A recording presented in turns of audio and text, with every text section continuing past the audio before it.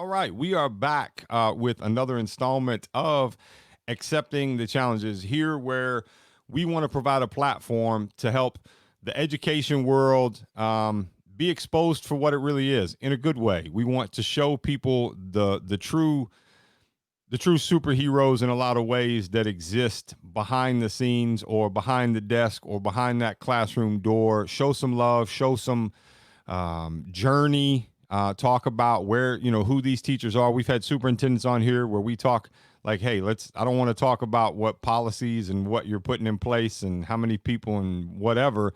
Let's talk about who you are so that the world actually sees how amazing people in the education world are.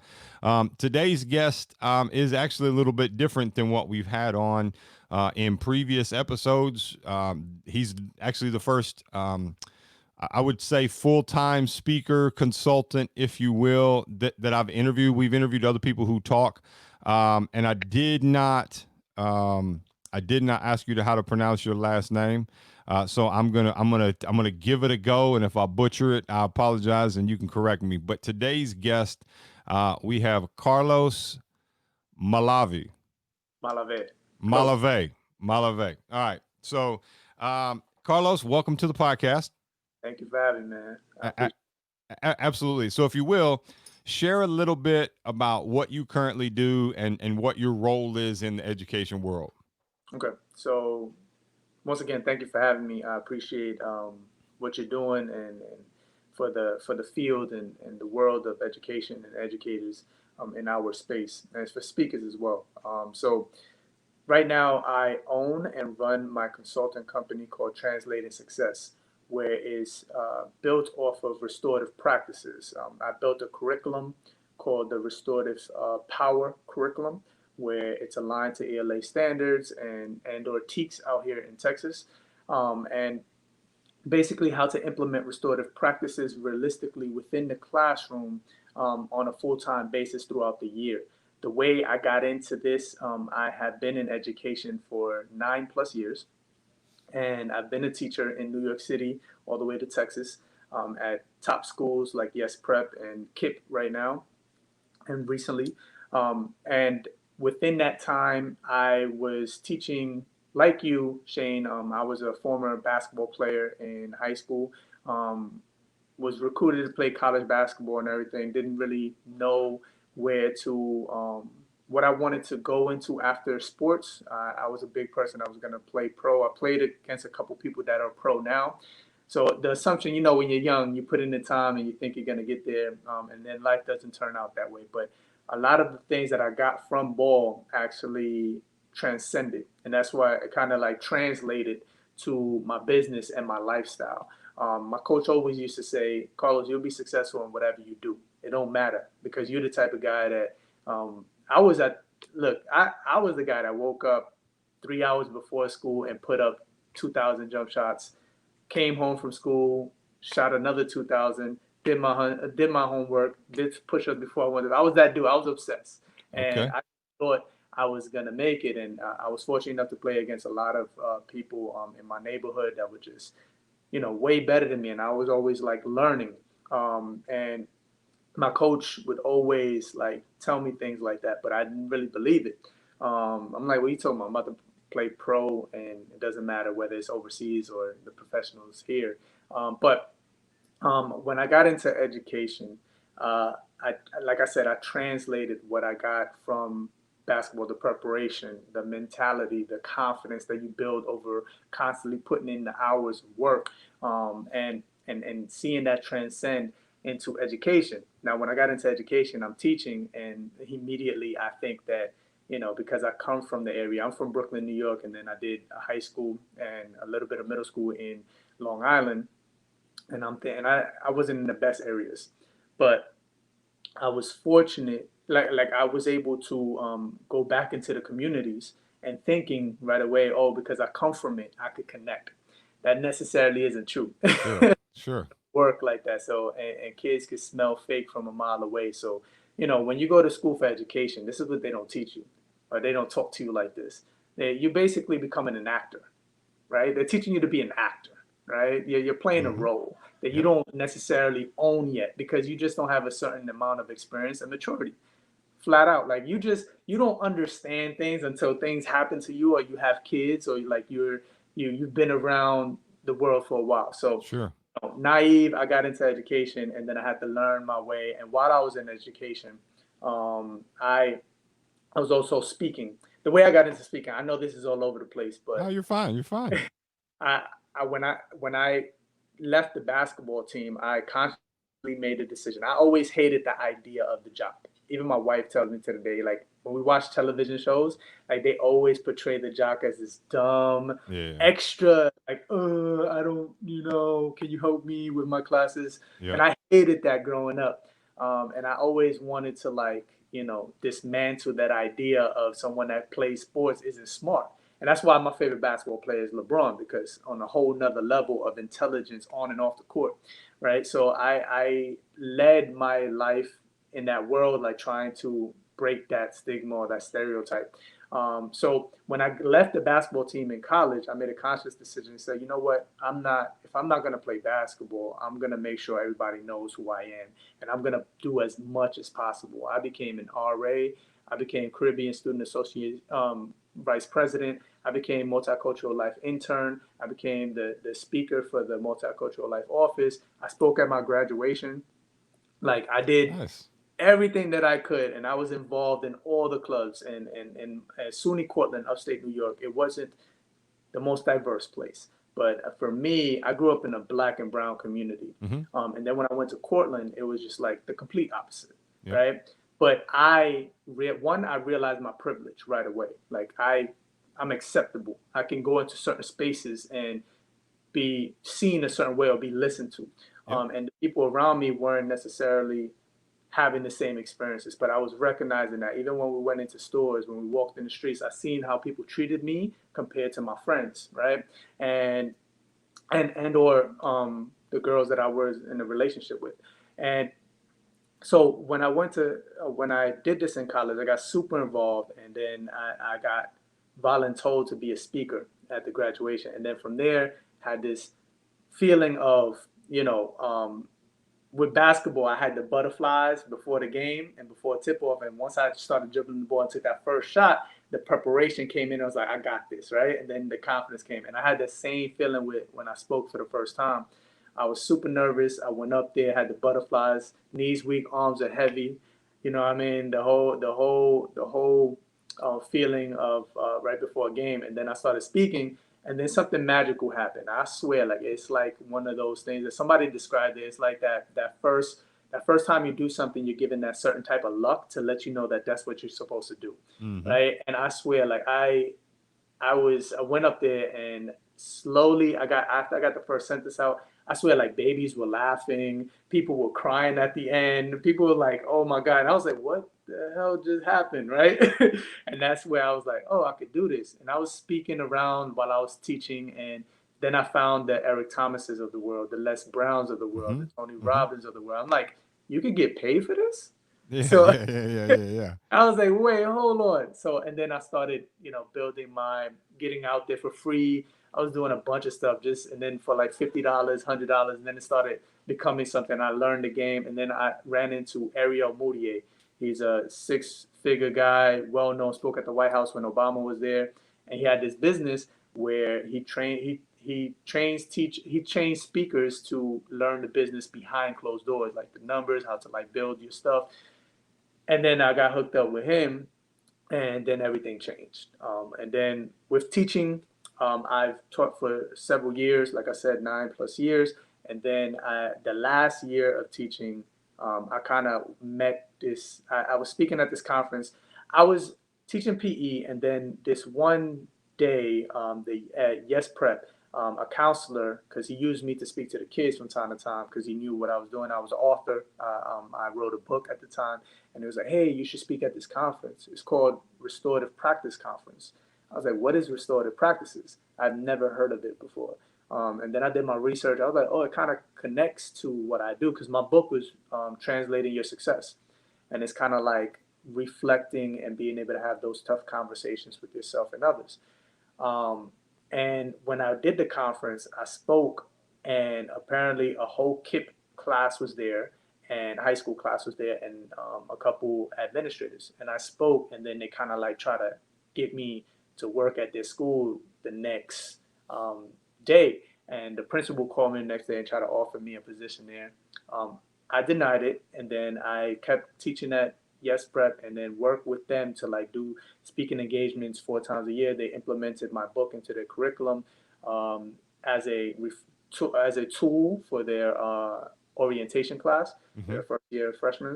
And then the next year, he had created a position, the restorative justice coordinator. So it was like everything fell into place because I just kept working on my craft, and then I found my lane. I was speaking motivation, but then I found this thing with restorative practices that kind of connected to what I do and talk about already. Mm-hmm. So at KIP Houston High School, I was the first restorative justice coordinator, where I work with teachers and students alike to change the culture and be able to change the discipline from punitive to restorative, where we're not kicking kids out of school and we're actually getting to the root cause of it.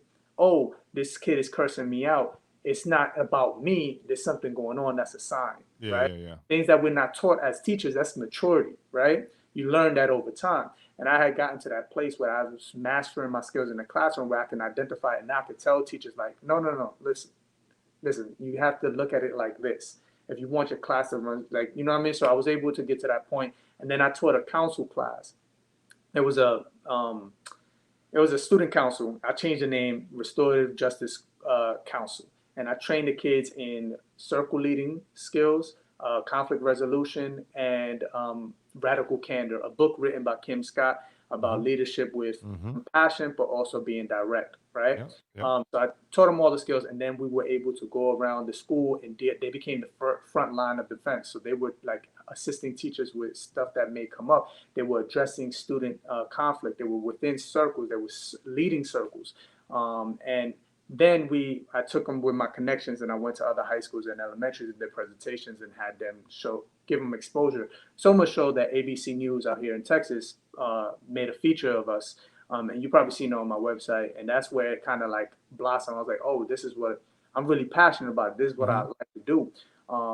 You know what I mean? And I come from a long line of family members that dealt with depression and alcoholism and drugs that never learned how to deal with their stuff, Mm-hmm. right? Yep. And it Yep. kind of connected to me because like I always felt different. I was like, I watched my dad deal with alcoholism and his struggles. He did his very best, great father, but he just had so many demons that he never learned how to deal with younger, and he was never taught. And then he got caught up in his ways. But like I saw that as I want to be different, right? And my dad always told me, be better than me, right? Your job is to be better than me. So when I seen the work going that way, and I'm seeing kids reflecting, kids reminding me of my father that are in that place but much younger, and then me being able to help guide them and understand like these are the type of questions you need to ask yourself. This is how you should reflect. You're not crazy. Like just even that, you're not crazy. That happens to me. I may look like I got it together. Those thoughts go through my head. Yeah, we all yeah, Yeah, we all have our own stuff and our own exactly. things we're going through. Exactly. And then in the school setting, there's not much time where teachers have the time to actually connect with a kid like that. And then there's not many teachers that have that experience of knowing how to connect yet, right? Yeah, So I think yeah, Carlos, I think it's not necessarily the experience, but I think most people also lack the emotional intelligence to be able agree. to actually try to process it. You and I have, you had some family issues and some different things, so we probably maybe have experienced or seen or been around some of the same things. Yeah. um I tell people when you've been through trauma, and especially as a kid, you go through trauma as a kid, as you get older you can almost see it on other people, right? You can Yeah. all you can see trauma and pain radiating Agree. off of someone else, whether it's an adult or another child, and it makes a difference. Agree. To have that, you gotta in order to help, you got to be able to recognize that, hey, this kid's not just being a jerk just to be a jerk, right? The No, defense. nobody wakes up just to be a hole in class. Yeah. As a defense mechanism, and us being able to look at that. So the work kind of gave me the ability to see it that way even better. And it kind of made me a better teacher, better mentor, this better individual. So I started seeing the work change my life. And then this all happened before the Christmas break. We got on ABC News, and I just got the job. It's like a couple months in, so we're doing really good. I'm getting this great experience, and then everything changed. On January 10th, 2019, my father committed suicide, and on a whole nother level, it came to like it came full circle for me, Mm-hmm. right? Father reminded me of a student that I had in Sam, same mannerisms, temper, anger issues, but couldn't identify and wanted to, like, you could tell the person wanted to, like, learn, wanted to understand, but just couldn't and didn't know how to, Sure. right? Struggled. My father was like that, and he resorted to drugs and alcohol, and then, he was going through a rough patch, which he's had several times in his life, but then, it got too bad, and he ended up taking Yep. taking his life from that situation. And then with that, it was traumatic for me. Like, I had to go to the hospital and just seeing him in pieces, Yeah. right? And seeing the family and breaking and still trying to be strong for my family, and then you know it was just a lot. So everything when I came back to the job, what I mean? Well, before the job came back, my wife was like, what I mean? Uh, I'm worried about you because, for a long time, you have been chasing to be better than your father, right? You've been comparing yourself. Your dad trained you to be that way, like be better than him. Like he drank, I never drank. Yeah. Like I never touched alcohol or anything like that. Like I never got drunk or anything like that. I was like, I did everything modeling after what he did. Like my dad was the example of what not to do. Yeah. Right? I had that kind of like weird relationship of like we were very close, but like he always like what I mean, I do it so you don't have to kind of Mm-hmm. behavior. And then my wife was like, what I mean, now that he's gone, who are you? I couldn't answer that freaking question, and I was like, I don't know. And then I started therapy. Yep. That kind of like doing that and then going back into the job, it just gave me a different outlook on life. And like when I see kids struggling on like, still I went through my own trauma, and going through trauma, we tend to forget about our own stuff. Like my wife tells me, like my wife had like crazy upbringing, and the way she came out of her situations. Like I always look at her like, yo, that's amazing. And then and then she thinks like I had everything like goody two shoe. And then she gets to learn my family, and she sees what I went through and what I had Yeah. to come out of, and how everybody around me is nothing like me. And she's like, then she looks at me and she's like, how the hell did you do it? And I Yep. never realized like I had so much that I was like not seeing as trauma or not seeing as like a thing, right? But I was going through a lot of that kind of, and then going to therapy, and then like having to see like, oh snap, like it was so much that I was. So when you when you started therapy, Yeah, before you started, did you have a stigma to it? yeah, Uh, yep. I did. Yep. And I feel I like think a lot of people, especially men, but a lot of people have that of I don't. And you mentioned something else earlier about you wanted to be strong for your family. That's another trap that we fall into. yeah, Of I've gotta I go to therapy. And I think more people should, especially men. So I'm a big advocate for any of my friends. I say, when you hit 40, I think you need to schedule in about 7, 8 sessions, and go, because it's going to take you about 3 or 4 to finally get to a point to where you're comfortable enough to actually get into some stuff yeah. that you need to get into. But it matters, and so I want to ask you, what I mean, what was it? Was it the conversation with your wife that caused you to go and to finally get therapy? Well, I had a weird relationship with therapy because my dad tried it and it didn't work for him. It didn't work. Yeah. And hear things like, growing up in a black and brown community. And for me, I'm very light skinned, but I have a brother that's, 3, 4 shades darker than Yeah, me. yeah, yeah, yeah, yeah. The fact that just speak Spanish. So like I come from like a very um a rainbow type of family. So I grew up in it. I just was lighter skinned. Like I said, I realized and Where, recognized what heritage is your mom and dad? Puerto Rican. Okay. Yeah, yeah. Yeah. So, um, So I came from an environment that therapy isn't for people of color, right? Because and then if you look at the history, Yep. there was things said that if they were using information that was given into the therapist to Yep. you know what I mean? So like there was Yep. there's Yep. a history behind it. If you really look, Correct. Correct. but I came from that, and then I had family members, in particular my father, having deep conversations with my father where he would use me as the person to like let out everything. And I know a lot of stuff that maybe I shouldn't know about my father. And we used to like that. But he went to therapy and he was like, yo, I don't get no answers. Like they don't tell me nothing. He just don't tell me nothing. And for years I kept hearing that. I was like, maybe therapy isn't for me. I'll just use my partners that I'm with, my girlfriend and the close friends that I had, and I Yeah. had mentors. And that's another thing. The reason I am the man I am today is because I seek mentors, right? Okay. Grown men that could offer things that my father couldn't offer, and then I Yep. built who I am today. But um, with that, I had to. It all changed when I went to therapy. Like I was still with the stigma in my head and feeling like, on the fence. But I knew I had so much when my father passed, and now, and it's even deeper because my dad called me right before he did it. A couple months before I was on the phone and I talked him out of doing it. You know what I mean? And then we were like working through things, and he was getting the help, and so it was like a lot there, right? So Sure. I knew I had to try. And when I got there and I started talking, everything changed. And I was like, oh, they're not supposed to tell me anything.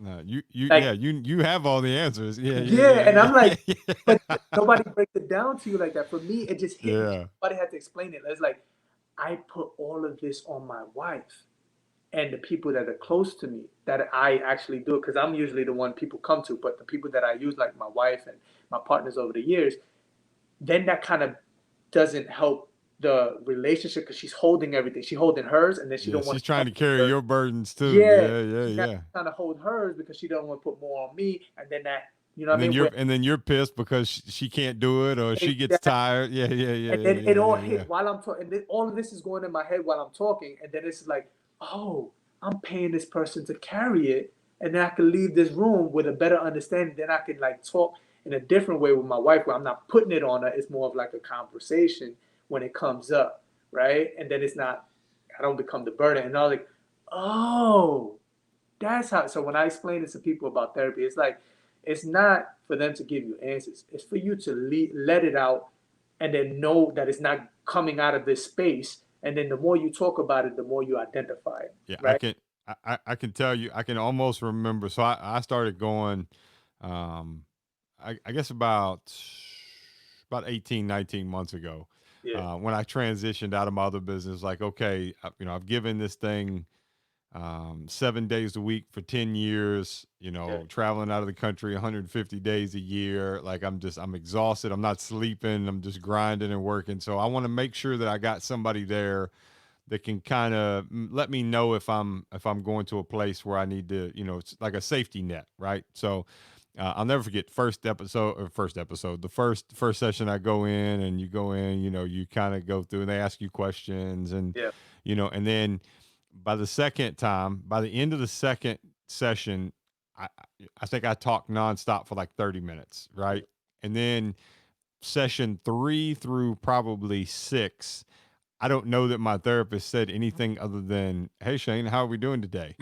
And then it was like Yeah. this nonstop. And I remember after the like fifth or sixth session, I looked at the clock and I was like, every time, like, we're supposed to only have an hour and we go for like an hour and 45 More. minutes, Yep. 2 hours in here, Yep. and she doesn't say anything. And like, so finally I said, I came in at like the seventh session. It has to be the seventh session. For some reason that sticks out to me. And I said, so, like, I don't know if I'm doing this right, but you haven't hardly said anything. And, I don't mean any disrespect, but I'm paying you to come in here. And she's like, just keep doing what you're doing. Like, this is, Yeah. and at first I was like, I had that mindset. I was like, wait a second, like, why am I paying you to sit here and, for me to talk? And then we finally then once you get out, like you take the pressure off the valve, if you will.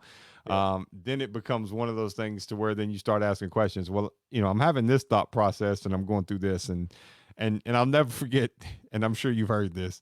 You'll ask about something. It's like, was this am I wrong for thinking like this, or am I wrong? And they'll look at you and say, well, do you feel wrong? Yeah. Like, and it's like, whoa, wait a second here. Feel Like, crazy to you? yeah, like I'm Yeah. I'm trying to get some confirmation. And then Yeah. and then finally we got to the point to where, she would ask, she was like, well, do you want me to give you my opinion Yeah. on where this is? And you just got to understand that Yeah. process and go through. And I think so many people don't.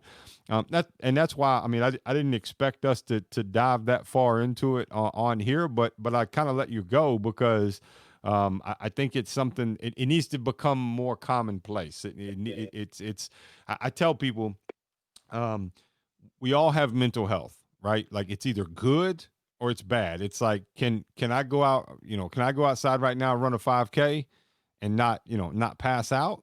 Or can I go do it and feel good and still function the rest of the day, right? So Yeah. that's really a lot of what it is. Actually, yesterday we released our most recent episode, and he was a colonel in the army, Mm. and he's an author, and he went through a scenario where he got out, was dealing with some PTSD, almost killed himself one night. A pretty wild story. Actually got pulled over on, like, he was driving a car to go drive it off a cliff. Damn. Had been drinking, got pulled over, and he told that cop, he's like, "You saved my life." He said, "You don't know this, but you saved my life." He didn't even call his wife. Got out of. He went to jail that night. Mm. Had not called his wife, not given her any idea. Came out and he called her, and before he could say anything about what happened, she said, "I can't deal with this anymore. I can't deal with you. You've got to get some help, and if you don't get help, you'll never talk to me. You'll never talk to your daughter again." Mm. And he was like, "Okay, I gotta do something about this." Yeah. Then Yeah. and my therapist. So I think you and I are probably a lot alike in some ways, and I would be I'm keen to keep a relationship with you after this, Sure. to connect, because not, and I think this, not a lot of people understand to this, like, not a lot of people have this level of emotional intelligence to be able to talk and communicate and dive into these things. And that's not a disrespect to other people. It's, They're not there yet. yeah, yeah, yeah, yeah, yeah, yeah. You're not, yeah, and you got to get there. So I think more people need to get there. I think more people need to understand that. My therapist calls it. She says I have a Batman complex. So I feel like I have to save everybody else, right? Mm. Like you said, everybody comes to you with their problems. That's the way it's always been. Because I developed my self awareness and my emotional intelligence, looking back on it now, at a very, very young age. I've always known who I was. I've always understood. I've always been able to. I just recently had a conversation with a friend of mine who I graduated high school with, played all 4 years of varsity, went through these things, and he was like, "Man," he's like, he's like, "I look at you now and in business and doing these things." He said, like, you were this motivator, and I used to hate it. You were always clapping and always yelling and talking in practice and talking on defense. He's Yeah. like, "Man, we used to hate it. Like, dude, just shut up." He's like, Yeah. "But now I totally get it." He's like, Yeah. he's like, "You're this exact same person. It's You crazy. just gotten older and put on some weight. It's just, it's the difference." And so I think it's important. So let me ask you So, this. Um, you speak, you travel around, yeah. and you give talks. Is that the largest majority of what you do, from a day-to-day standpoint? So to go back to because it all connects. Okay. Yeah, yeah, yeah. Go ahead. Go ahead. With what happened with my dad, that kind of was traumatic, and then I went back to working as a KIP at KIP as a restorative justice coordinator, and it went well. Finished off the year, but things were starting to change, and then I was just going right, and I didn't really get time to like really process everything. I was going to therapy, but I needed more like time. And my wife, thankfully, she was like, you know what, we're both working. You went through something real rough. Why don't you take the year off and work and build your business? So after in 2019, the summer 2019, I quit KIP and I ended up um, creating my business. So I was doing it for several years, but I never had an LLC. So in the summer of 2019, I finally um, copywrote my stuff and then built the business finally and made it a thing. And then I started doing my business full time. So I had a whole year before the pandemic happened to really use How my. scary? How scary was that? It, it was a lot easier having the support of my wife, right? My wife was there. She was working full time, and I mean, my daughter was she was starting kindergarten for the first time, public school first time. She was going to private school before, so it was easier because I was home, so I could like deal with that, and I could Yeah. connect with my daughter, and then I can also build my business while she's at school, and I make my travel arrangements and everything like that. So, it was a huge experience for me because when I had to process my own stuff instead of just going. You know how we get, especially when you start a business, like you just tend to forget, like Oh, I'm like wide open. Yeah. yeah, you tend to forget that you have your own trauma. So it was better to like connect the dots even more, right? And seeing how the work that I was doing was way bigger than me, right? Because restorative practices actually saved my life. Like I was teaching it to these kids, but while I'm teaching it to the kids, I'm teaching it to my damn self. Like I'm Yep. telling them what to do, and it's a reminder for me what to do, Yep. right? Like what to do when I get home with my wife, what to do with my daughter, and it's still a process. Like we like to be, what I mean, try to be the best fathers, best husbands, but we Sure. still have our Sure. moments where we get caught up, right? And we just like we're present, but we're not there, right? I mean, we're there, but we're not present, Yeah. right? Yeah. Yeah. You know what I mean? And that's still something that I have to constantly remind myself of. Sure. I have Sure. to Absolutely. engage properly. So I'm building it. I'm actually making big deals now. This past year, where I'm making huge big deals that I've never done before, and it was working. Then the pandemic happened. Yep. I was able to. I made enough money. Let's just say this: I made the money up to. I made enough money to survive for the year, right before Mm-hmm. the pandemic. So it was a successful year. But and then with everything happening, my wife had put us on this on a plan to get rid of debt. Yep. So, I was fighting to go get a regular job again because I'm like, I believe in myself. I can do this. I'm confident, probably overconfident. I'm like, I can do this now and full time. But, I essentially with the pandemic going the way it was, I was able to go get a job and it kind of created a position for me. KIP had built a brand new elementary, never opened before, so founding a school, and they called me, and the principal was an administrator at the school that I was a KIP before Okay. doing coordinator. So she created a position, and she said, "What do you want to call it?" I was like, she got me in as a teacher first, and then she was like, "I want to create the position for you." And I said, "Let's call it restorative power after my business."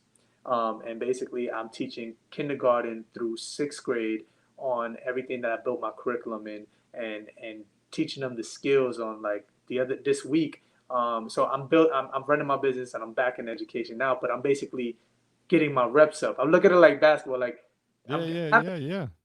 that helps me build on my business even more and practice my skills on a daily basis, right? So basically, I had a curriculum for high school, and now I'm building a curriculum for elementary. Okay. And for example, we're doing life skills, and like what I tell the kids all the time, like you're not talking for people to know your business. We're trained to say, don't keep yourself, don't let nobody know your stuff. Whatever happens in the household stays in the household, and all you're doing is this. And then when Yeah. you get older, you're told to break that damn wall down. It's Yeah. like, So Carlos, I tell people, I believe we actually have what I call a silent epidemic, yep, in the United States, and that's when I'm from the South. yeah, But it's not just in the South. Now in the South, we grow up and you're told not to talk about. You don't talk about politics. You don't talk about religion. You don't talk about people's money, mm-hmm, and you don't talk about racism, right? yep, Well, how in the world do we ever educate ourselves or learn exactly, anything about if we don't ever talk about it? exactly. So I'm a very outspoken person, and I call a spade when I see it. And a lot of times that is interpreted, and I tell people accountability feels like an attack when you're not prepared to acknowledge how Exactly. your actions harm other people. And so when you call things out and you point things out, whether it's a local pastor in the church or a local city councilman or whatever it is for doing something or not doing something at all when action should be taken, Yeah. it's interpreted as I hate the church, I'm Yeah. anti-religion. Yeah. No, for me everything comes down to accountability. And Yo, you my type of people, Shane, man. well, I think you and I are going to. So for the listeners and people watching, Carlos and I have this is our very first time ever having a conversation. So Yeah. so you're seeing our friendship come together live and in person, not just not pre-planned or anything like Exactly. that. And yo, listen, like for me, even with that, everything you said is powerful because look, and I'll be completely honest with you. I'm one that I was trained to conform, right? I was trained to follow, be disciplined, and all that, but I could fall in line, right? That's all that also now. So now we're gonna maybe dabble into a different topic. So that's where we talk about racism and different things. So that's when you're talking about people of color, that's what you're told you have to do in Yeah, order to to, exactly. to maintain and to monitor through society of, well, you got to blend in, Yes. right? So there are a lot of people. So you talk about being from Puerto Rico and having a brother who's 3 or 4 shades darker than you. I've got a friend of mine who's from Puerto Rico. He grew up down in Opelika, Florida, and he's probably the shade of your shirt, right? Mm, And we talk about it, and he talks. So, and you know this, in the yep. internal friendly Yep. jabbing discussions of people of color, a person of dark shade and a person of light shade, there's benefits. It's the jokes of, light skinned dudes are in or dark skinned dudes are in, and it's this. Well, you sometimes, and I know you've dealt with this, you sometimes have been on the outskirts of even your world Yeah. because of you can shave your beard Yeah. and all of a sudden now you blend in with you Listen, and I don't look that much different, right? listen. So I went to a school predominantly white, and I noticed if I talk a certain way, I could stay in a room longer than other people. Like straight up, like I sure. knew that, and it became a place, a training of me. Like you know what? This is why I came up in college. I worked on this idea of a universal appearance. Where I could walk into any room and connect with anybody, right? But that was from my privilege. I used to say that a lot, but I never really said it like that's privilege right there in itself. That's privilege that I can do that, Yeah, right? you have you have a different layer of being a chameleon that other people don't have. Yeah, yeah. Exactly. And I started recognizing I had to call it out for what it is. For me, because I was trained to conform and fall in place and everything like that, naturally, I saw the hypocrisy that was going on around me in my household, in my community, where I started gravitating to realness, right? And even my wife is the biggest truth teller. Like she will straight up tell you what you look like and how you're coming off, right? She tells me like when I'm putting up content, like why did you put that up? Like she'll ask you, and then she'll, you're coming off like this from a perspective. Like and all my friends growing up, like my best friend Nate, we went to college, and he was like a mentor. He was older than me, mentor, but truth tellers. Everybody around me is truth tellers, and what I would tell people, if you're not that type of person, that's cool because I wasn't, right?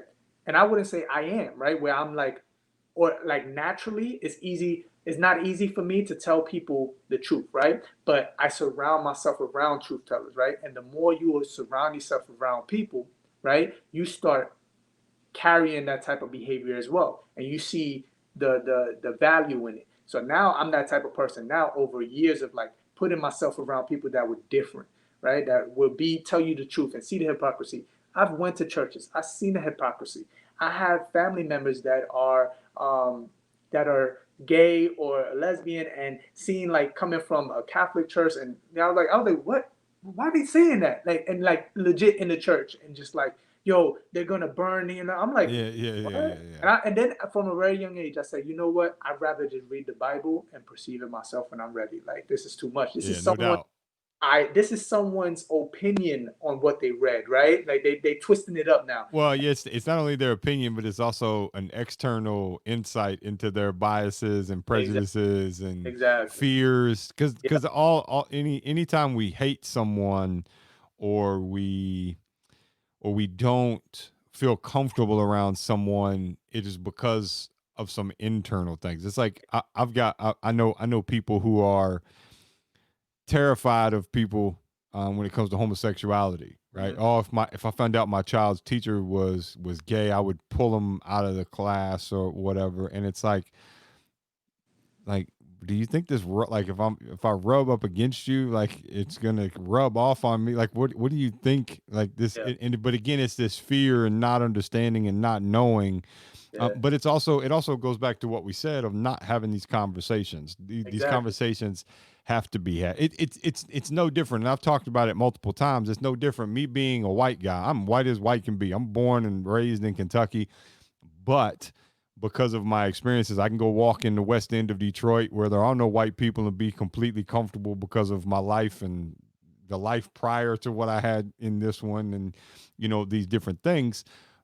It should be commonplace for a white guy like me to be able to have a conversation like this with you, into that. And even in the education world, and I'll be honest with you, I think that's a lot of where it can start, and it has to start because we have to show kids. That's where we see what's normal, right? So like that's where we're trained, like outside of our household. Oh, wait a second. Like this teacher can play basketball and she's a female. And I didn't know that, right? Like maybe if your mom wasn't a basketball player, you didn't, that wasn't normal to you. So you didn't, you go through. So that's where we become exposed, Yeah, and things become more commonplace, yeah. I think, in a lot of it. Carlos, let me ask you this. Why do you do what you do? Oh man, I think that's a great question, by the way, and I think that's a question that everybody needs to ask, and that's a question that I asked my fifth graders yesterday. Actually, like, why? Well, that was the topic of the class. Why do we do what we do? And the bigger topic was gossip. Why do people gossip? And figuring out the why. And once you figure out the why, you can do the what. Right? For me, I've always, when I was younger, I used to say, I want to be an example. I want to be an idea for people that come from what I come from to see something different and be, see a different path, right? Uh, but now I think it's bigger. I think it has nothing to do with me anymore. For me, I think um, seeing what happened to my father, Mm-hmm. seeing what's happening to kids. And there's this kid that I deal with. I dealt with at Kip Houston High School that splitting image of my father. I'm telling you, splitting his behaviors, his mannerisms, Yeah. swag, and everything. He was popular, but he looked like he had everything together on the outside, but the inside he was like burning up. Yeah. I stay in contact with them and all that, but I think it's a need, right? There's so much bull going on in this world. Like we have these kids focusing on history and other people's stuff and all this, you know what I mean? Knowing all this information and knowing themselves less, right? So I built the curriculum so that, I was in the school system, so I learned the tricks and how to get in the door and this and that. And I was speaking and everybody, everybody wants restorative practices, but they just want to paint over their problems, right? And not really fix it, right? So I was like, okay, let me create something. 30 plus lesson plans, unit plans, like um, projects, assessments. Like, how do you make it measurable, right? With restorative practices, and even thinking like, why isn't this even done yet? Why hasn't even anyone done it? Um, to put it out there to bigger purpose, so that what happens to my father doesn't happen again to someone else. Like the conversations that I'm having with the kids now in these classes um, are things that I think would have saved my father's life if he had gotten exposure to it sooner. And the main thing that happened with my father is that he felt that he was crazy and there was something wrong with him because he was having normal thoughts that everybody does, and he didn't know how to like deal with them or talk about them or even have the skills to go talk about it, right? Mm-hmm. His thing was like, let me get drunk, let me say how I truly feel, let me mess things up, right? And then I'll come back, and when I'm sober, I'm sorry, that's not really me. Yeah. No, Self-sabotaging. Yeah. yeah, Yeah. and for me, I always told her, I was like, I hear the truth when you're drunk. Yeah. Like, don't say that's not how you feel. That's exactly how you feel. Now let's have Yes. a conversation about it. And then he felt bashful. He felt like ashamed that he stopped himself from continuing the conversation. Right? I was able to go really far with him in these conversations, but with my mom and with Family members, he was never really able to get that far, and that's where he kind of, and then me starting out my life and making that separation as a man, he felt even more alone, right? Yep. I, Yep. this is I would have never thought that would happen. But anyway, the reason why I do what I do because it's bigger than me, and I think that this stuff like needs to be normalized. What we're talking in this forum right now is the type of stuff I'm packaging in a educational form with educational language to students from K through 12. I'm building an elementary curriculum right now. I have a high school curriculum already that I'm working with schools to help implement into. So it's implemented into 2 schools in New York and one in Texas, and I'm building with getting it all over because I think it's bigger than me, and this work needs to be normalized so that we save more lives and just make people feel like there that you're not crazy. We're not crazy, right? These Sure. things happen, right? Now, Yeah. what do we I, do with I, I tell people if you don't have some stuff going on, I'm more concerned about people who say they don't have anything going on in their life and that they it? haven't been through anything. Those people make me uncomfortable because I'm very I mean I've been through a lot. I've had friends. I've actually got a podcast, not with this. So I do a couple different podcasts, and I've got one. I'm actually gonna have 3 friends come on, and all of them um, were. I think between the 3 of them, they were all convicted and sentenced to over 35, 40 years in prison. Mm, And it's going through, and it's like, why? And these guys, they'll tell you, like, they look at me like a brother, like they love me, but I always beat myself up. I wouldn't say beat myself up, but one of the biggest questions I always have, and I guess it's still why I go to therapy now, is trying to figure out why have I been able to figure it out? mm. Like what is different? Because some of them had, both parents in the home, they had great, they had good upbringings, like, but why? Why, I've had a gun pulled on me 3 times in my life, right? Like, but why did I not go? Most of them finished higher than I did academically in high Yep. school, like, Right. these different things. So I tell you what's probably, and I didn't expect this, and this is how kind of a lot of these podcasts go, is where um, I think the biggest value out of what will come out of this episode is maybe for educators to hear 2 people who come from different backgrounds but similar stories, and know that we were we were a high school kid at one day too. So maybe it will help understand or spark a mindset or a thought process. So my next question to you is, what is something that you wished, or looking back, what is something that an educator could have done that maybe didn't do, that could have helped kickstart your healing process sooner than when it was? Was there anything you can think of? I think I've been very blessed with what happened. I think, and this is the thing too. I think we don't talk about this enough. Sometimes we have the people there giving us the information, and it's not the person we want it to be, Yeah, and yeah, yeah, we yeah, ignore that person. And I think yeah. that's the bigger problem. I wanted for so long for it to be my father to tell me the information that my coach was telling me. And it wasn't until I think my father had that conversation with me, and that's the best thing my father ever did. He allowed other men to enter my life to fill gaps that he couldn't fill.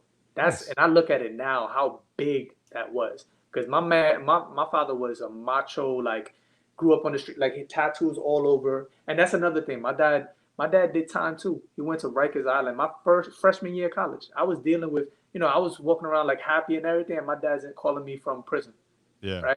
And like my dad is also a product of the school to prison pipeline. To go back to the reason why I do what I do, sure. restorative practices is to end the school to prison pipeline. So let me ask you this then. Let me ask you this, and this is a really deep question, and I by no means mean to offend you in any No, way no, by asking.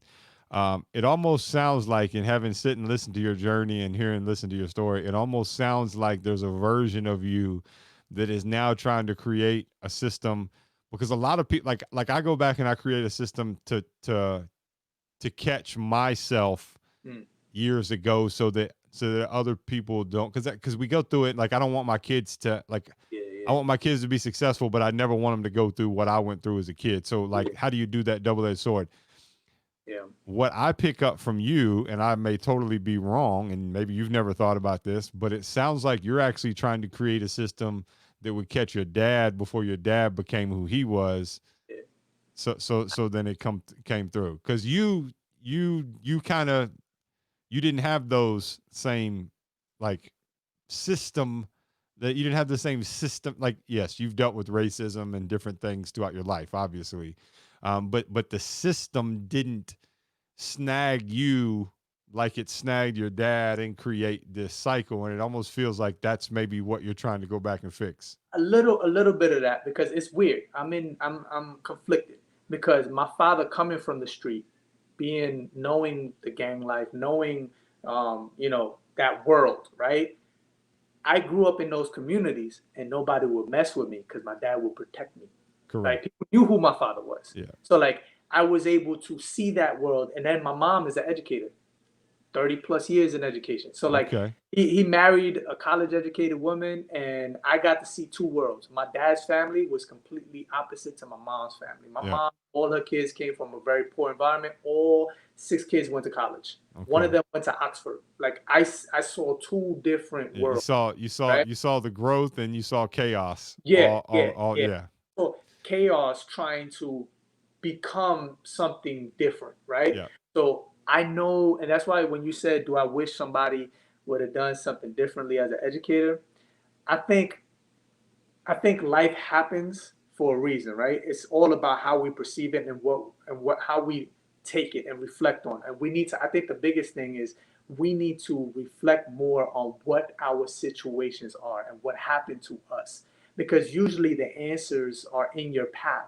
It's whether you want to pick it up and run or you want to leave it there because it's not who you. It's not how it was supposed to happen to you in your head.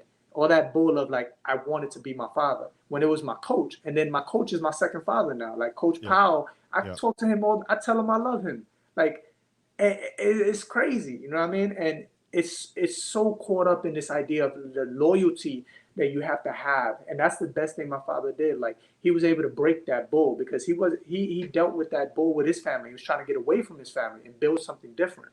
So anybody can do it, but I think you have to be willing to let go a little bit. You know what I mean? Some people get caught up in like I need to keep certain people around me. Even family you have to like let go Yeah. sometimes. So I'm gonna share with you some personal stuff that I've not publicly talked about a whole lot. So my dad was a big part of my life, and the violence and abuse that I went through.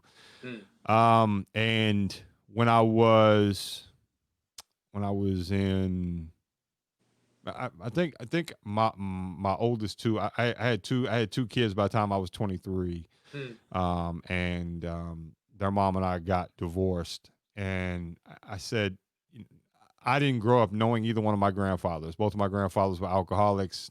I think I saw one on my mom. I think he saw him once on my mom's side.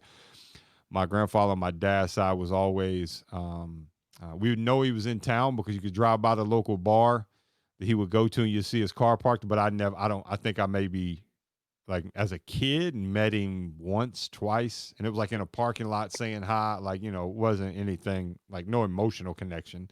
yeah, yeah. And so I made this. I wish I still had the email, but I wrote an email and it said, I I can't forget what happened to me and what you did and the things that you said, but I can forgive you. So there's another page to this story. So I went through and I did that because I felt like it was more important for me to let go of my stuff so my kids could, because my dad changed, and he was not that same type of person. So then fast forward, we have more of a brother relationship than we did a dad. Like, I would call and check Agree. him, like, if he wasn't like, no, man, like, this is not how we're gonna go. And then so I speak out pretty publicly about my stuff, and I share my journey. And up until about 10 months ago, 11 months ago, I never really, I just said, hey, here's what happened to me. And I would never actually like place blame or like state where certain things came from. And I got a phone call, and this is kind of relating to like you saying you got to let family go and you got to break certain things. So I got a phone call. My dad's like, "Hey, can we have a chat?" Like Sunday night, I was watching football. I was like, "Yeah, sure. What's up?"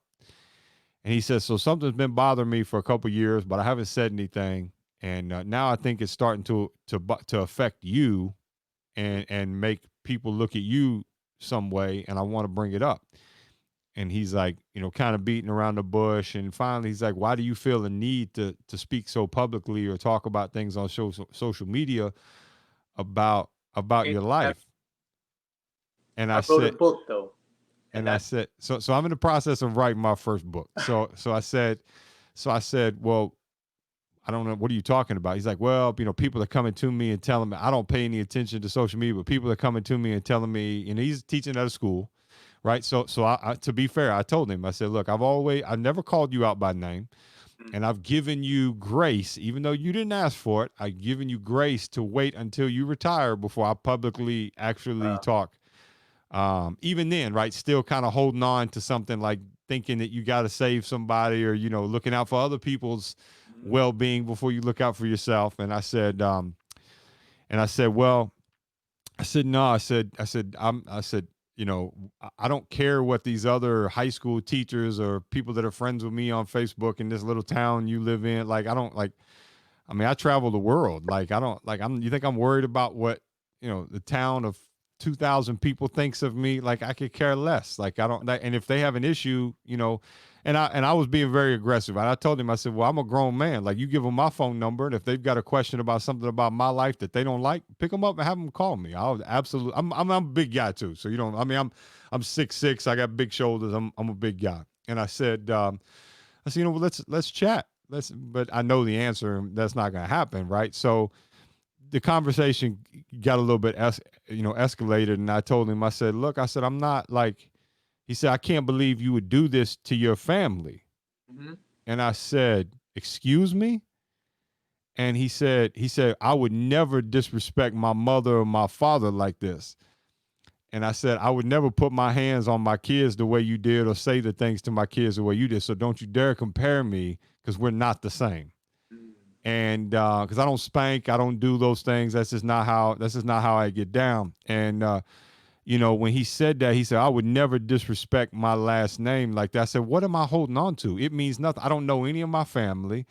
There's no one stepped up and said anything when everything was going on. Nobody intervened. Nobody pulled me out of the house. Nobody did it. What am I? Who am I? Like, what honor am I standing? If that's the honor I'm standing in, then screw that. Like, I'm out. So I Wow. get it. So eventually the conversation got to the point of, well, if you don't stop talking about these things, then we can no longer have a relationship. And I told him, I was like, well, then that's a decision you got to make, and I'm out. And then that's on you. You can have a relationship with my kids, but you'll never have another casual conversation with me.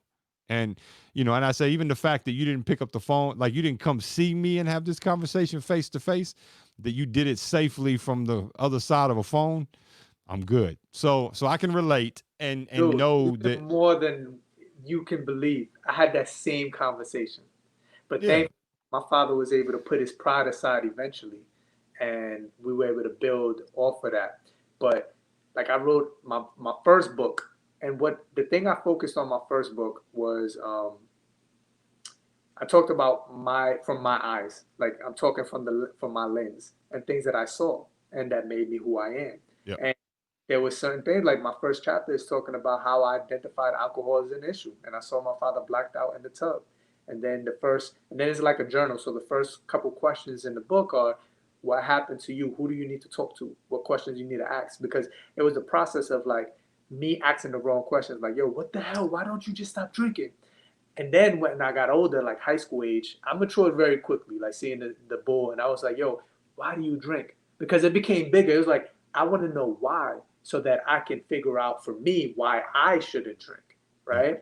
And when I was able to ask the right questions, I seen the power in that. So that's how my book was formulated. And then there was one chapter where it was like something that happened with him and my mom. and he took real offense to that. And it was just like, and I didn't say exactly what it was, but you know what I mean? And that's why he was like, similar to what you said, like what your father said was like, why would you say that? I don't want people, blah, blah. I was like, why would you have exposed me to Yeah, that? why'd you do it? Yeah, don't. Yeah, Yeah, like that's the the moment. bigger Yeah, the question. moment Like, you you did gotta the act. Yeah, exactly you do lost what people you lost any right to yeah. have your name not tarnished by it. Like what you want me to hide that trauma? That's my trauma, and that's the whole Yeah, therapy. What we saying? You want me to hide my trauma for the rest yeah, of my life? Because if I'm trained to not say it in a book or in with other family members or whatever, I'm gonna be trained not to say it to myself, right? absolutely. That's gonna build, and that's what I tell my kids all the time. You're not saying it like I say it. That's our motto in the class. We're not saying our stuff for people to know our stuff better. It's for us to know it better than anybody else. Because Sure. if you know it better than anybody else, there's power behind that. You're Yeah. unstoppable. Nobody can. I even spoke to a sibling and I was like, "Hey, I'm just going to let you know, here's the conversation that was had. I'm no longer giving grace. So when you see these things come out and you see these things public and again, she already knew that these things had happened and I said, "Look, I'm not." And they were like, "Well, maybe you shouldn't put those things on Facebook, maybe write a blog." I was like, "What does it matter? Like this is the issue. Like I Exactly. don't ever want my children to think that someone can hurt them, harm them, and they And, can't and speak out and communicate exact. about it." That's the biggest thing. And And for me, it was all, and I say it with a smile. So if you're watching this, I'm saying with a smile because I'm unbelievably at peace with my life. I have been for 20 years, right? Like I am so at peace with my life. I don't have a relationship with my mother or my father. Um, and people say, that it's that, and when you come from the inner city or you come from a what I'll call it a hip hop even influenced environment, you all, never disrespect, always your mother, your father. Well, yeah, that sounds good when they're there and they're the a majority of the reason for your joy and your happiness.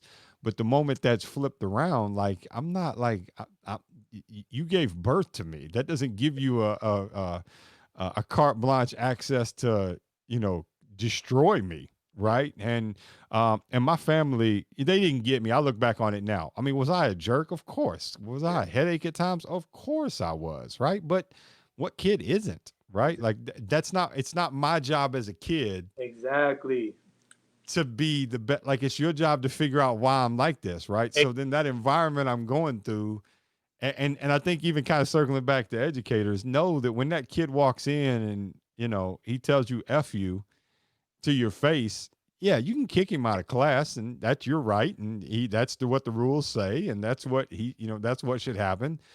But know that like there's a reason he did that, right? There's a reason, and you talked about like sometimes you don't have the voice or you don't hear it from somebody else. That's a lot of times what I get, the phone calls, or and I tell you it's kind of at first I didn't, I've always been comfortable with it, but at first I didn't really understand it. But I'll get phone calls a lot of times from people dealing with kids of color that that are struggling with authority or struggling, so because they don't, in their environment, maybe this child didn't grow up with a person of color male in their environment, so they shy away from that or they don't listen. So I have a unique ability to where I can go and sit down and being a white guy, and now I can speak the same language. I know the same slang. I know the same, I know gang talk. I know these different things, and we can have a conversation. And now it's like, oh, like it almost catches them off guard to where it's like they let their guard down a little bit and they're like, oh, wait a second, like, oh, okay, like, so yeah, look, so now let's take a deep breath for a second, right? Let's talk through this and let's deal with. I did an interview with a teacher or with a principal down in Texas, and he was like, man, he's like, look, I know you get paid to talk, and we can work some stuff out when this goes, but I have a kid here who is exactly like you, and this is he's a senior, but he's been here, he failed, so he's been back a year. He's like, if I bring him into my office, can you maybe schedule some time just to have a chat? Well, I'm like, I'd love to. I'd Yeah, love to do that because that's what it means. And going back to what you said, you carry this burden that I have to. Again, it goes back to I go back. It's a Batman. It's a Superman complex, right? Is I feel like it's my job to protect everybody. And I think we have to figure out how to create a narrative that it's actually my job to take care of myself first. Yeah. Then I can go. But in order for me to help people, like I told you about my friends in prison, right? I got a friend of mine, unbelievable athlete. Um, I'm getting him to the point to where he's comfortable talking out and sharing his journey, but could dunk from the free throw line in high school. Went uh, Never really practiced, never really gave it everything he actually never took it serious. Yeah. Senior year, sets a state record in the long jump, comes second in the triple jump, and wins the 100 meters. Gets track athlete of the year. Right. I've always been in his hind end, like, dude, work, get your life together. He called me from prison one time. Ah, man, I said, hey, what type of classes are you taking? I don't really have any time for classes right now. I lost it. He's like, I'm playing on this basketball team. I'm like, no, no, no, no, no, no, no, no, no. I said, don't you ever call me again and tell me you don't have time. That's all you have is time. So you next time you call me back and tell me what you're doing to fix yourself so that when you get out, you don't end up back. And I hung up on him. And of course he called me right back, man, what are you doing? I told you, don't call me. Like I'm not playing, but I've always been that way. You talked about radical candor. You have to be that way. And what are we protecting? By nothing. We're protecting the things that keep harming us. That's what we're doing when we Exactly. go about it. And even deeper, because you was talking about kids that are dealing with um, kids of color that are dealing with struggles with discipline in school and Yep. all. Yep. And it goes even deeper because I have a daughter. My daughter's mixed, and she's going to a school that's predominantly white. And Mm-hmm. and then looking at and then seeing how the education system, me and my wife like paying real close. My wife is an educator as well, and we're Okay. paying close attention to how things are being set, how things are set up. First of all, the stuff that they're learning, and how everything is being portrayed a certain way, right? And it's crazy. Like we're looking at the statistics too, and how everything's set up with education. It's set up a certain way. The police department is set up a Of certain course. education set up a certain way. There's a reason why we having these issues. Look at kindergarten and first grade teachers. Most of them are white women, Young, inexperienced white women. white Absolutely. women that have the privilege that are married usually to someone that is an engineer or doctor or someone that can give them the opportunity to have a teaching job, right? Yep. And afford it, right? Yep. And usually they say, kids that from color, black students that have experience with a black teacher or someone that looks like them from like third grade and up usually end up graduating, going to college more often, right?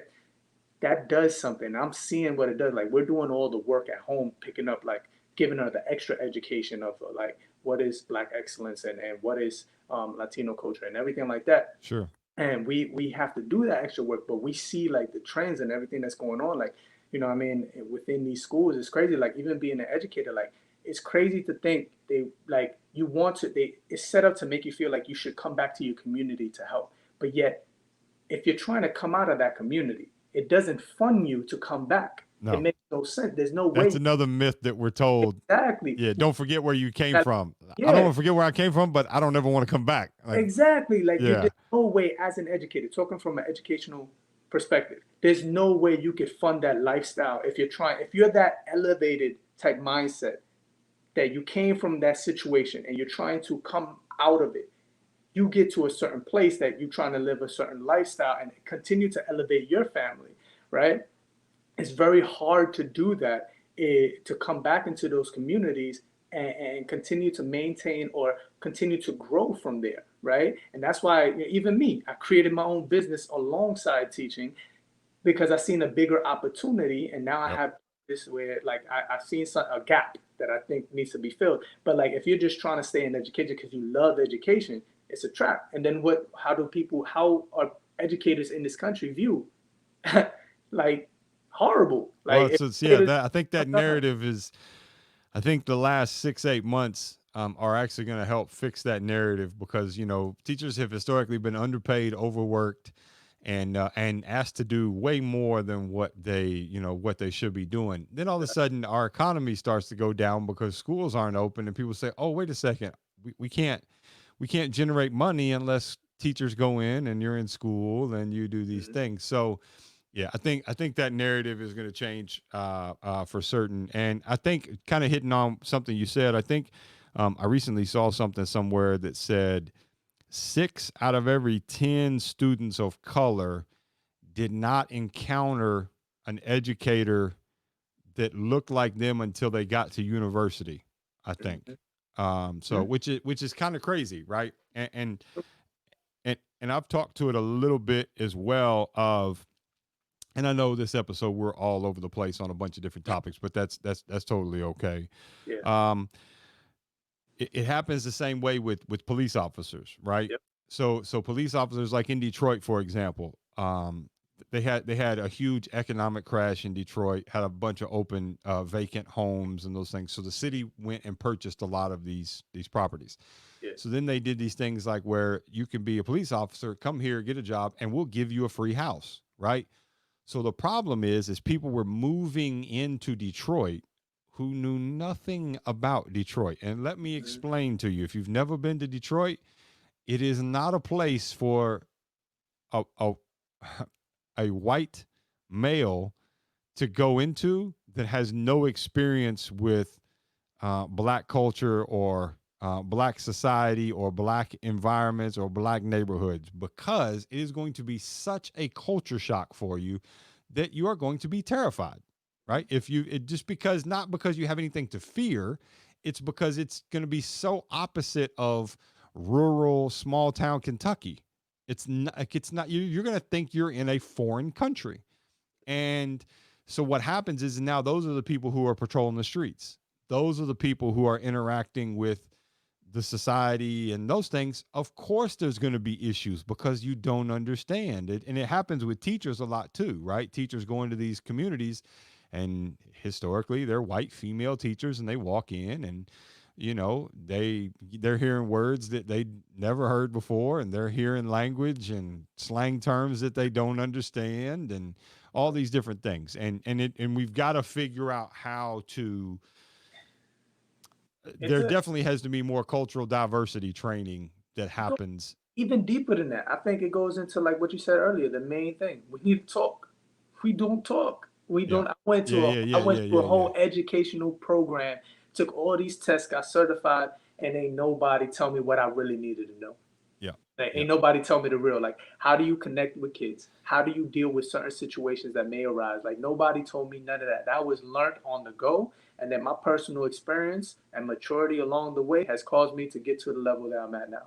But no one gives you that training until you go and see one of these speakers like me or you, and they tell you about it. And like, oh, yeah, and they connect so strong with me because they don't Yeah. hear it. And that's the crazy thing. When people hear me talk, when I speak at these big forums and these educators hear me and I do these PDs for teachers, they're like, oh my God. It's like they've never heard it in their life, like broken down that way and so like relatable to them because we don't talk about it. Everybody wants to talk about this fantasy teaching. We're coming to save lives and it's going to be for the betterment of the world. That all that is bull. Like you need like coming But out of I think it's bull if you don't actually do the steps that actually mimic that. that of It's process. just, Yeah. for example, if you're trying to find purpose and your purpose is straight out of college, like I was caught up in the bull. I told my wife when I first met my wife, when I graduated college, she laughed at me. It was like I want to go to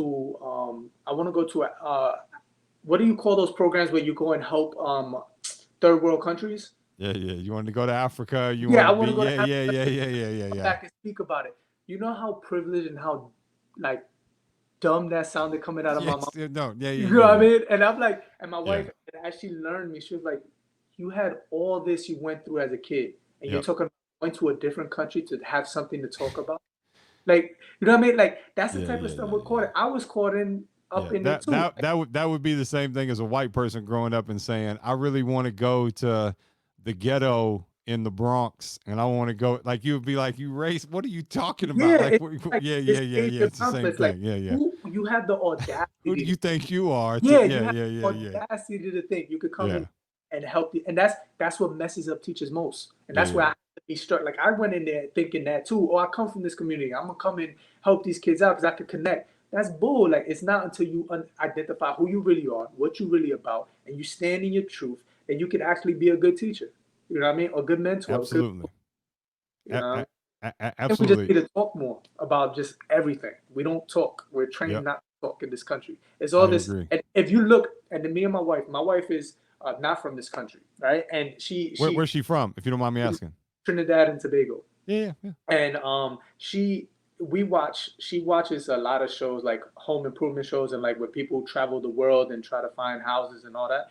And we noticing more and more over the type of shows like a show from the UK or Australia compared to an American show. Like even how they when you're trying to build a house, right? For example, and that me and my wife brought this to my attention, and I find it comical now.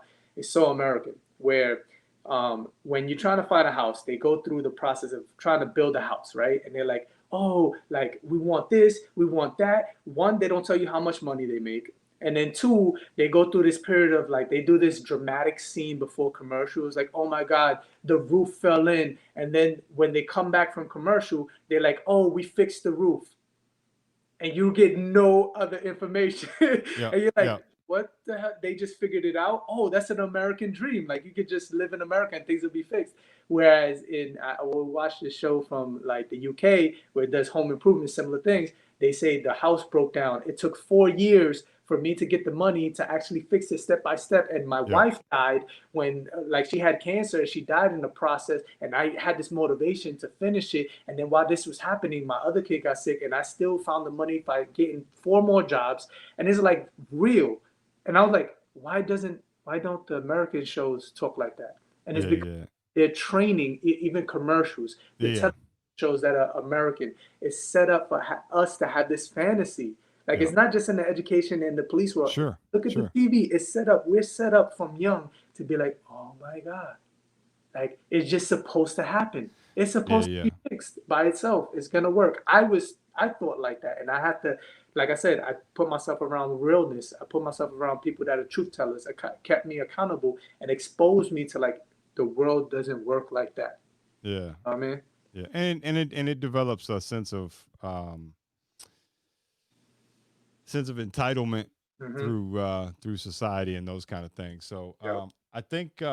I think this conversation has been great, and I have a unique feeling that this won't be the last one that you and I have. So what we'll do is we'll kind of wrap this one up. And two things before we wrap it up. So one, what we historically do is I ask you two questions that are more specific to who you are, just so readers can or listeners can have a bit more insight into who you are. And then Yep. I've been on your side of the shoes and being interviewed, and I've always had other questions. So before we end, I'm actually going to allow you to ask me a question. Um, but before we get there, um, this has been really really good. This has been really really good, and I appreciate your transparency and authenticity. Two things that um, I thrive on, and they're a part of my own personal internal religion, if you will, of how I operate and how I move. So, one, man to man, I want to thank you and say I appreciate you being as honest and forthcoming about your story, because there are things that other people, not just men, but other people out there can learn from, about that. And I think you do it for a lot of the same reasons that I do it. In that it's actually freeing in a lot of ways. It's helpful to me, but it's even more helpful for other people to learn. So before we dive into those questions, if you want to share a little bit about your website, your business, so where people can kind of find you on the socials, and then we'll Yeah. get to those questions. So I said a bunch of different things and we talked and ditto. Like I think it's very refreshing to always talk to someone that has gotten to the same point of understanding, like just life experience. So thank you for having me here, and then just thank you for building this relationship moving forward because I love this bond we're building now.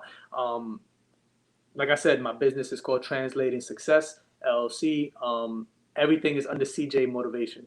My name is Carlos J. Malave. It's cjmotivation.com where you can find all my work, my curriculum. My book is on Amazon.com where you could just type in Translating Success, the student guide to turning your small wins into big wins. Or you could just type in my name on Amazon. My book has my face on it on purpose so that people can find it. And then also to be representation for kids to be like, Sure. oh, I could be there too. And that's what I use in my school. Like while I was writing it while I was in school, teaching in between lunch periods and after school and before school and having the kids be a part of it. Um, so you can find my book on Amazon.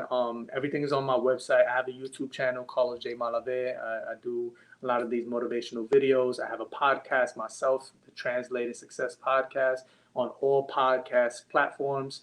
And then what else?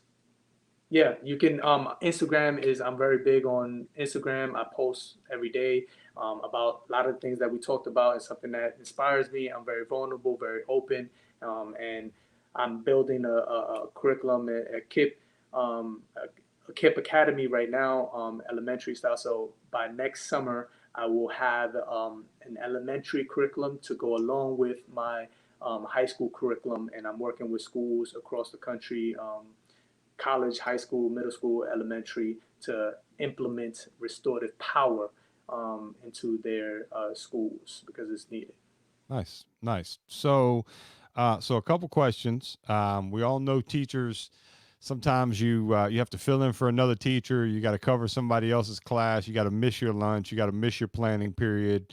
It typically leads into things like this thing we know is hangry, right? You get hungry. You're trying to figure it out. What's your go-to snack that you keep at the desk? So to keep you from going crazy before those students walk in the classroom. um, any type of fruit, like Okay. apple or a fruit, especially in the school world, you got to try to like have healthier things around you because it's easy, like, and then when there's a party or whenever there's something going on in school, you see donuts, you see cake, you see candy, Yeah. easy to fall in that trap. So try to like get some type of fruit next to you.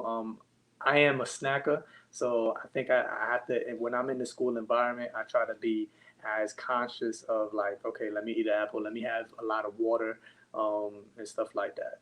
Awesome. Awesome.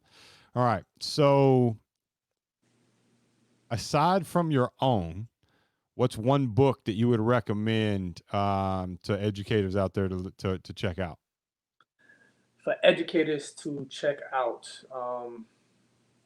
well, my favorite book of all time, The Alchemist. I think the Yeah. way the story, and if you pay attention to the story of It's a The pretty Alchemist, deep. That's a pretty deep book. pretty deep. That's yeah, Yeah, yeah, yeah, yeah, yeah, and it just goes through what we talked about. You have to go through your own experience, and guess what? You're searching for this one thing your whole life, and then you find out at the end of the book it's in your freaking backyard.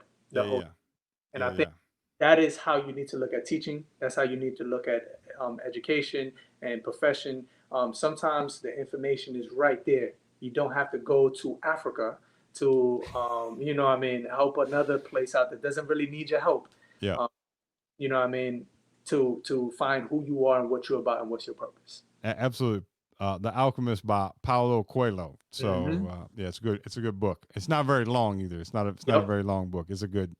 That book inspired me. That's the first book I read cover to cover. And I talk about this in my book. I hated reading. My mom forced me to read. She's an educator for 25 plus years.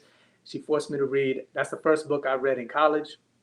And it inspired me to write my book at 100 pages to the point with makes you think and gives you space to think and grow.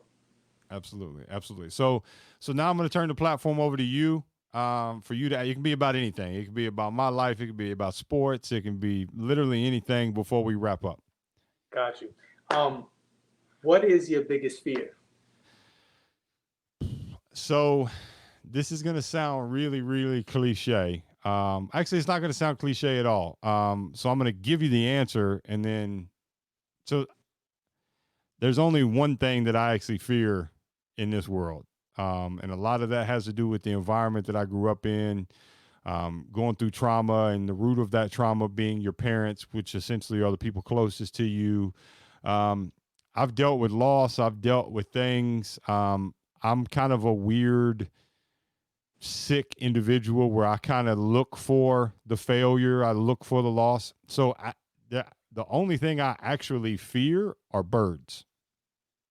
Birds. Wild birds. I have no idea. So I can give you a little bit of context. So it's not because of the movie, but there's a movie, Alfred Hitchcock did a movie called Birds. Okay. And it's a crazy, like these I think I crows everywhere, right? that. So I don't. I've been like I tell you. I've had a gun pulled on me 3 times in my life. I can walk in neighborhoods where I'm not supposed to go. I've never been uncomfortable. I've never been. I think some of that is ADHD. So where most people get scared, the dopamine hits for me, and I Yeah. feel normal. So it's kind of like, hey, I'm Yeah. good. Yeah. Like let's get down. Let's go where we're going, right? Yeah. So Bird flies. um, so I spend a lot of time in Australia, and they have, and for those of you that are listening and you're not from Australia, you've never been, I challenge you to YouTube search magpies. So magpies are like a giant crow, but they have like white spots on them, Yeah. and during their breeding season they are very protective of their territory. Mm. So they will swoop down and they will pop you on the head, right? So I'm walking in Melbourne, Australia, at Albert Park, beautiful park. It's a big lake right in the middle of the city. Yeah. And I'm walking through, and I'll never forget when this happened to me. All of a sudden, I see this shadow. I can see it on the ground. The shadow getting close, and I kind of duck down. When I do, pop me square on the head. Right. Jeez. Then about 2 or 3 trips later, I was at a school, John Paul College, super, super nice high school, or K through 12, private school. And they're walking around, they're showing me the grounds, and I'm walking around, and all these students had just changed classes, so they're all like, you can see them all in the windows. They're all in uniforms. It's a Yeah. great school, and the lady giving us a tour, I had one of my guys that worked for me, and we're walking across this lawn. I don't know how to replicate the sound that this bird made, but this bird, it's called um it's a plover. A plover is, and it's got like this weird, like where its wings, like you know how like your wings like they go out and they go like this. Well, like right Yeah. here on what I would say the elbow is like this nodule. It's almost like a spike. Yeah. And like they'll like kamikaze you. Like Yeah. they're like, and when I say wingspan, I'm 6'6". So like Yeah. you like Yeah. this big wingspan. All of a sudden, there's 3 of them, full wingspan, just going everywhere. She's like, run, run, run. And I'm like, what you mean? What do you mean run? Like what is this? Yeah. That's Man, I I'm get. I'm swinging stuff. I'm going. So what happened is we didn't see, like they had this place staked off on the lawn to where they lay their eggs on the ground. Oh. So if you get close to Yeah. where they are, they will come and try. Like I've somewhere these kids. This was probably 5 years ago. Somewhere these kids have this on their cell phone footage, a video, because they Yeah. were all standing in the window just laughing. Here, Yeah. this big American is swinging and ducking and trying to go through, and these Yeah. birds, and I mean big birds, like Nah, I big would be. birds, like I was terrified. So I already had a fear of birds, And then now when and then I go to Australia and I get attacked. makes sense. I get attacked by 2 birds. So yeah. So as far as fear, I don't really have any. I don't Just fear of losing people. I wake up every day and think, what's the worst thing that could possibly happen? And that's something awful and horrendous happening to my family. But I still have to wake up the next day and I have to be the best me I can be. And I have to continue moving forward. And if I'm still breathing, I got to figure out how to live life to the best that I can. And that sounds a little bit morbid, I guess, but I just don't get Makes hung sense. up on the what ifs, or like what's going to happen. Like my wife and I are my wife grew up in um the Brady Bunch, like that's what they call them, right? Like she grew up on the Brady Bunch, and like had the pool in the backyard and on the cul-de-sac, and mom and dad had good jobs, and they went to church 2 days a week, all these different things. Yeah. Me, I'm the complete opposite, and it's like, hey, like she's stressed out about something, and I'm like, Yeah. My wait, wife, wait, just wife fix. my wife is like that, and I used to hate talking about death, but like she forced it. She like, we need to know how we're gonna react. Like, what do you need? Like, what do you want happening? How do you want your funeral to be? Like we Yeah, had conversations, and now they're normalized. Like I said, I had to break a lot of stuff in me. So like she would yeah, like he talks like you, and it's like it became normalized, and it makes more sense. It makes sense yeah. because life will continue. Like, what are you gonna do? Well, it Like, goes back to culture, right? Like yeah, some cultures, there are different ethnicities and different cultures that they don't talk about death because they feel yeah, like if you talk about it, you're speaking into exactly. existence, or these different things. So, Well, Carlos, listen, man, this has been a thrill to have you on. I think hey, there's man, a lot more that'll come out of this, other than because I even want to pick your brain on a couple things. That you've done and you've achieved, and I want you to know that if you need anything my way, or just a casual conversation, I'll send you my details and my cell phone number and stuff, so you've got it. More importantly, I appreciate you doing what you do, whether it's going around and speaking and educating teachers and educating young people, or now your work back in the classroom of educating and really doing what we talk about here, and that's embodying, waking up every day and accepting the challenge, because you can encounter a young person walking up to you and tell you about the greatest time of their life over the weekend, or they yeah, can be telling you about the most horrendous, awful thing that you can imagine ever happening to a child. And you have to be able to deal with it. You have to be able to show support, and you do it. And I always say the educators, they bend, they don't break. yeah. And, I appreciate you for you being a servant leader in a lot of ways, and going out and sacrificing your family time and sacrificing your, who you are, and your opportunities to go out and to help, you know, change the world in a positive way, make an impact, and influence people. So I appreciate, and I'm really glad we had you on, and thanks for being here. Same here, man. It's been a pleasure. We'll keep in contact, and it's kind of perfect timing because I was just about to tell you I got like 2% on my tablet before it dies, Ah, so perfect. like perfect timing. I appreciate you. Thank you. Definitely send me your contacts, and we'll keep in contact for sure. Absolutely. Thank you. All right, man. Later. Cheers.